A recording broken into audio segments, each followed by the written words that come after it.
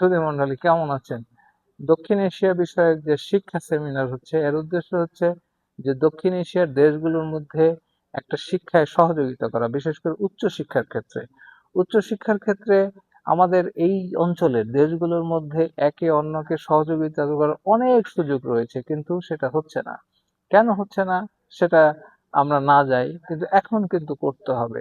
কারণ হচ্ছে যে এই যে আমাদের ঢাকা বিশ্ববিদ্যালয়ের মান কিন্তু একসময় অনেক উঁচুতে ছিল, এটাকে প্রাচ্যের অক্সফোর্ড বলা হতো, কিন্তু এটার অবস্থান এখন তলানিতে, অর্থাৎ বাংলাদেশের উচ্চশিক্ষার মান অনেকটা নিচে। তাহলে কি করতে হবে? যদি বাংলাদেশের উচ্চশিক্ষার মান বাড়াতে হয়, তাহলে একটা ইউনিভার্সিটি আরেকটা ইউনিভার্সিটি থেকে সহযোগিতা করতে হবে। ভারতের অনেক বিখ্যাত ইউনিভার্সিটি রয়েছে, পাকিস্তানে রয়েছে, শ্রীলঙ্কাতে রয়েছে, নেপালে রয়েছে। একে অন্যকে সহযোগিতা করতে হবে। বিশেষ করে অলরেডি মেডিকেলের ক্ষেত্রে কিন্তু আমরা একটা বড় কাজ করেছি। বাংলাদেশের মেডিকেল ইউনিভার্সিটিতে ভারতের ছাত্রীরা পড়ে, নেপাল তো বড় একটা অংশ পড়ে। সেহেতু মেডিকেলে বা চিকিৎসা ক্ষেত্রে কিন্তু আমাদের মধ্যে একটা কমিউনিকেশন রয়েছে এবং ঢাকার অবস্থা ভালো।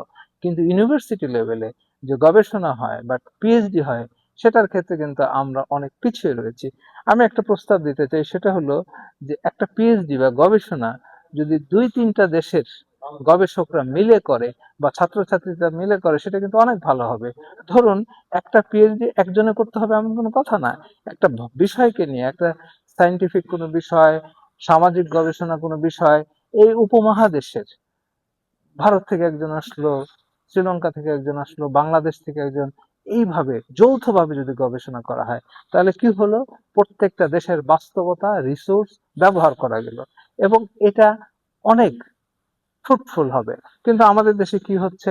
যেন তেন ভাবে একটা অ্যাসাইনমেন্ট জমা দিয়ে কোন রকম একটা পিএইচডি করা হচ্ছে। পিএইচডিটা যদি সত্যিকারে পিএইচডির মতন হয়, গবেষণা যদি সত্যিকারে গবেষণার মধ্যে হয়, তাহলে সেটাকে আন্তর্জাতিককরণ করার দরকার। এবং এই যে রিজন, আমাদের দক্ষিণ এশিয়ার যে রিজন, এই রিজনের ছাত্রছাত্রীদের মধ্যে যৌথ উদ্যোগে কাজ করাটা খুবই জরুরি। আমরা এটাকে গুরুত্ব দিচ্ছি। এই সেমিনারের মাধ্যমে আমরা বলতে চাই যে দক্ষিণ এশিয়ার দেশগুলোর মধ্যে এই যে উচ্চ শিক্ষার একে অন্যকে সহযোগিতা করার অনেক সুযোগ রয়েছে। এটাকে এখনই কাজে লাগাতে হবে। আমাদের পরবর্তী জেনারেশন এবং বর্তমানে যারা লেখাপড়া করছে, তাদের জন্য এটি করা খুবই জরুরি। আজকে এ পর্যন্তই। অনেক ধন্যবাদ আপনাদের।